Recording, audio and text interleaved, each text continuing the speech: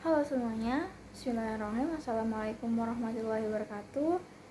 Sebelumnya, perkenalkan nama saya Salsabila Andi Apriliani dengan NIM 031122200012 dari kelas akuntansi B, Sekolah Tinggi Ilmu Ekonomi Institut Negeri Subang.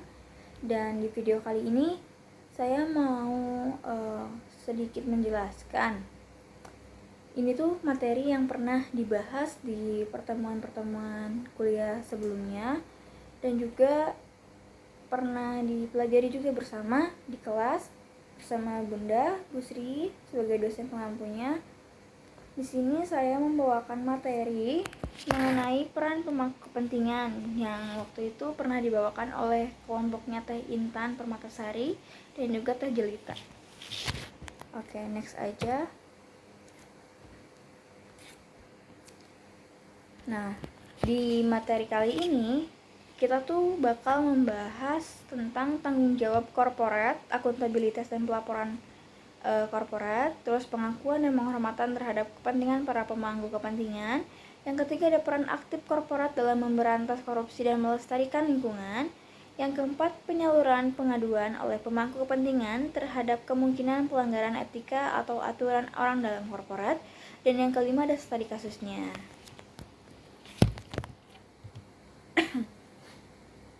Oke, next. Di sini ada latar belakang. Kesuksesan perusahaan dalam memperoleh keuntungan dan laba dan meningkatkan kemakmuran pemegang saham dipengaruhi oleh peran yang optimal dari berbagai pemangku kepentingan. Para pemangku kepentingan ini ada beberapa ya. Yang pertama ada investor, yang kedua ada kreditur, ketiga karyawan, keempat pelanggan, yang kelima pemasok, yang keenam ada masyarakat, dan ketujuh ada pemerintah. Nah, masyarakat pemerintah itu di luar dari si perusahaan tersebut. Lalu next ada tanggung jawab korporat. Menghasilkan produk yang berkualitas dan aman, menggunakan sistem produksi yang ramah lingkungan dan efisien, memperlakukan tenaga kerja sesuai dengan peraturan perundang-undangan dan asasi kemanusiaan, dan tidak memperkerjakan anak di bawah umur. Menggunakan bahan baku yang berkualitas, aman dan tidak merusak lingkungan, memenuhi kewajiban kepada direktur atas dana yang ditanamkan di perusahaan, lalu menghindari praktik persaingan usaha yang tidak sehat dan dapat merugikan masyarakat, lalu ada menaati seluruh peraturan perundang-undangan yang berlaku, lalu ada menghindari praktik yang melanggar ketentuan yang berlaku, lalu ada menaati seluruh perjanjian dengan berbagai pihak, lalu ada mengarahkan pembangunan yang berkelanjutan. Berikut adalah tanggung jawab si korporat. Lalu ada infrastruktur yang perlu dimiliki si perusahaan untuk mendukung terciptanya pelaporan tanggung jawab korporat yang akuntabel dan transparansi. Yang pertama ada standar pelaporan tanggung jawab korporat sebagai acuan pelaporan. Yang kedua ada struktur dan mekanisme tata kelola yang mendorong pelaporan tanggung jawab korporat yang akuntabel dan transparansi. Yang ketiga ada pihak eksternal dan independen yang memberikan asersi atas pelaporan tanggung jawab korporat. Yang keempat ada peraturan perundang-undangan yang mengatur kewajiban pelaporan tanggung jawab korporat. Dan yang kelima ada tekanan publik akan praktik dan pelaporan tanggung jawab korporat. Next ada pengakuan dan penghormatan terhadap pemangku kepentingan. Hak pemangku kepentingan. Nah, yang pertama ada penghargaan atas hak-hak pemangku kepentingan yang diatur oleh undang-undang atau kesepakatan bersama. Yang kedua, kesempatan pemangku kepentingan menuntut ganti rugi atas pelanggaran haknya. Yang ketiga, pengembangan mekanisme untuk partisipasi karyawan. Yang keempat, partisipasi pemangku kepentingan dalam proses tata kelola korporat. Yang kelima, mekanisme pengaduan bagi pemangku kepentingan atau pelanggaran aturan dan etika oleh si perusahaan. Yang keenam ada penegakan yang efektif atas hak-hak kreditur. Lalu ada peran aktif korporat dalam memberantas korupsi. Nah, tindakan korupsi oleh korporat dapat dilakukan dalam bentuk pemberian suap kepada pejabat publik untuk mempengaruhi keputusan pejabat publik sehingga mengambil keputusan yang menguntungkan korporasi namun merugikan keuangan negara. Nah, misalnya pemberian suap terkait pengadaan barang atau jasa di lingkungan pemerintahan. Pemberian gratifikasi oleh korporasi kepada pejabat publik termasuk tindakan korupsi. Penerimaan dan pengelolaan dana hasil korupsi oleh korporat sebagai upaya tindakan pencucian uang juga termasuk rangkaian tindakan korupsi. Lalu ada peran perusahaan dalam menjaga dan melestarikan lingkungan. Yang pertama ada penggunaan bahan baku yang efisien dan ramah lingkungan. Yang kedua, penggunaan sistem produksi yang efisien dalam mengonsumsi sumber daya seperti bahan bakar, listrik, air, dan lain sebagainya. Lalu yang ketiga ada penggunaan sistem pengelolaan polusi yang aman dan efektif. Yang keempat, penciptaan produk yang ramah lingkungan. Yang kelima, pelaksanaan program restorasi sumber daya alam yang digunakan dalam proses produksi. Yang keenam ada pemberdayaan ekonomi masyarakat berbasis kemandirian dan pembangunan keberlanjutan. Berbagai skandal keuangan melibatkan banyak pimpinan pihak perusahaan, maka dari itu diperlukan upaya untuk membangun mekanisme penyaluran pengaduan oleh berbagai pihak pemangku kepentingan terhadap kemungkinan kejahatan atau pelanggaran aturan atau etika yang dilakukan oleh orang dalam korporat. Nah, penyaluran pelanggaran ini melalui sistem pelaporan pelanggaran atau dikenal dengan sistem whistleblowing system. Sistem yang dirancang untuk memungkinkan para pemangku kepentingan melaporkan dugaan dari pelanggaran yang dilakukan oleh orang dalam korporat, contohnya penyaluran pengaduan. Nah, si contoh-contohnya itu yang pertama ada mengenai sistemnya itu ada kerahasiaan, yang kedua ada aksesibilitas, kemudahan atau akses ke seluruh pengaduan, yang ketiga keberlanjutan proses investigasi atau menyelidiki dengan prosedur, yang keempat ada perlindungan pelapor, jadi si nanti yang melaporkannya itu bisa dilindungi gitu kan. Yang kelima, tindakan perbaikan, contohnya sanksi disipliner bagi pelanggar. Next, ada peran akuntan profesional. Yang pertama ada mendorong pengungkapan tentang pemenuhan tanggung jawab korporat.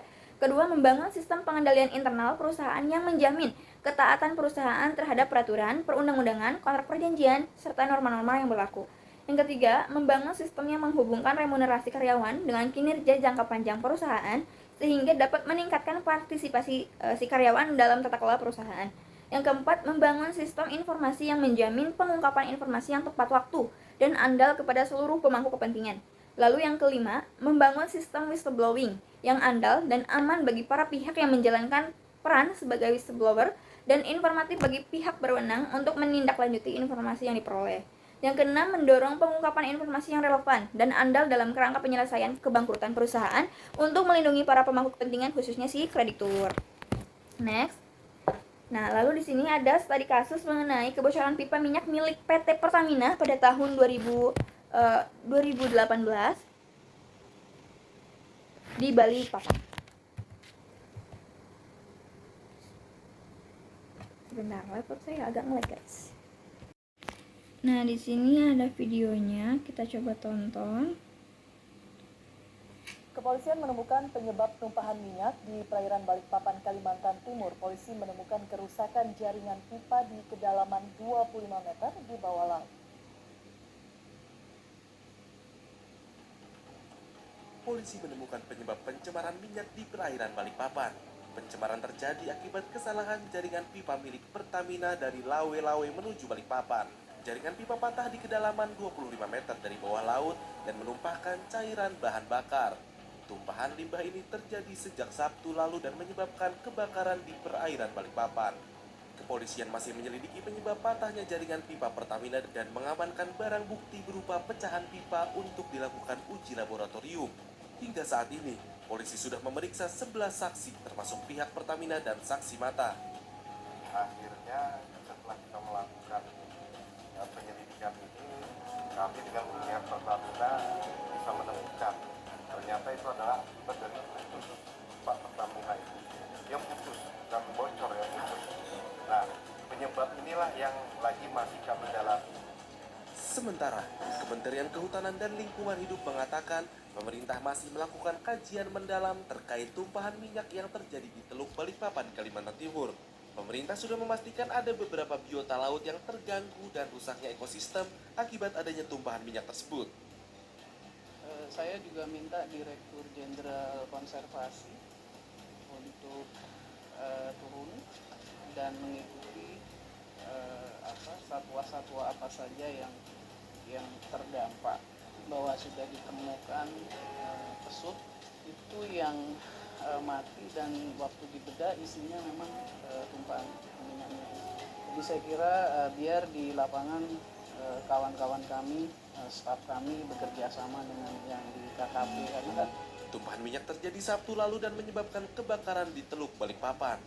Kebakaran telah menewaskan 5 orang dan membakar 1 kapal pengangkut batu bara.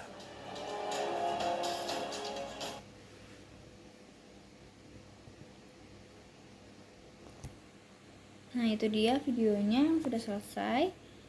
Nah, dampak lingkungannya itu si pencemaran biota laut. Jadi biota lautnya tuh ada yang terganggu, terus masyarakat kehilangan mata pencaharian karena di lingkungan tersebut banyak tumpahan minyak yang bisa menyebabkan si biota laut atau ikan-ikan di situ mati. Terus pada kesehatan masyarakatnya juga. Terus tanggung jawab dan respon dari si Pertaminanya itu, setelah kejadian tersebut, Pertamina bertindak dengan membersihkan tumpahan minyak dan melakukan investigasi penyebab kebocoran. Namun, respon Pertamina dianggap lambat oleh banyak pihak, karena proses pembersihan minyak memakan waktu berminggu-minggu dan kerusakan yang ditimbulkan ekosistem laut serta hutan mangrove diperkirakan membutuhkan waktu bertahun-tahun untuk pulih. Hasil penyelidikan, kebocoran disebabkan karena jangkar kapal pengangkut batubara yang menghantam pipa. Kapal milik MV Ever Jadger mengalami kesalahan dalam penurunan jangkar. Nah, kurangnya inspeksi rutin dan tidak adanya pemantauan sistem otomatis oleh Pertamina. Jadi sebenarnya kesalahannya tuh dari keduanya. Jadi dari si pihak kapal yang menurunkan jangkar, si milik MV Ever Jadger itu, sama si Pertamina. Kenapa? Karena dari si pemilik kapalnya, menurut saya pribadi, itu kesalahan tidak mengetahui atau mungkin tidak kurang tahu kalau misalkan di situ tuh ada garis, kan mungkin ketika ada pengeboran minyak kayak gitu pasti ada yang namanya batas-batasnya ya. Mungkin si yang menurunkan jangkarnya itu nggak tahu kalau misalnya itu tuh batas ada yang ada pipanya itu. Nah, kesalahan dari si kapal yang nurunin jangkar mungkin itu. Terus kesalahan dari si pihak Pertamina apa? Kurangnya inspeksi rutin dan tidak adanya pemantauan sistem otomatis oleh Pertamina. Mungkin pihak Pertamina bisa bisa negur atau bisa bilang lah gitu kan, kalau misalkan di situ tuh ada pipa gitu loh, ada pipa Pertamina gitu kan. Bisa aja kan kita tuh harusnya inspeksi rutin gitu kan ke tempat tersebut, tapi nyatanya si Pertamina kurangnya inspeksi rutin tersebut. Next, tindakan hukum dan tuntutan ganti rugi. Nah, kasus ini memicu berbagai gugatan hukum dari berbagai pihak, termasuk masyarakat lokal dan aktivis lingkungan. Masyarakat menuntut kompensasi atas kerugian yang mereka derita, terutama si nelayan kan, yang kehilangan sumber mata pencahariannya. Selain itu, ada desakan agar Pertamina bertanggung jawab atas pemulihan di Teluk Balikpapan. Lalu pemerintah juga menuntut agar Pertamina melakukan restorasi lingkungan dan menanggung biaya pembersihan minyak yang tumpah. Namun, proses hukum dan negosiasi kompensasi berjalan lambat. Dan banyak pihak yang merasa bahwa ganti rugi yang diberikan tidak memadai untuk menutupi kerugian ekonomi dan lingkungan yang terjadi.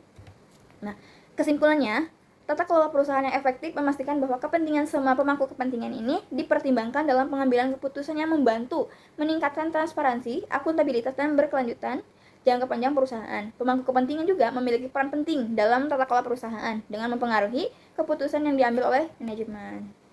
Sekian video mengenai peran pemangku kepentingan. Mohon maaf bila terlalu banyak kesalahan pengucapan, kesalahan menjelaskan, atau kekurangan apapun. Mungkin teman-teman yang menonton bisa menambahkan atau mengkoreksi saya di kolom komentar. Oke, saya akhiri. Wassalamualaikum warahmatullahi wabarakatuh. Next di video selanjutnya. Bye-bye.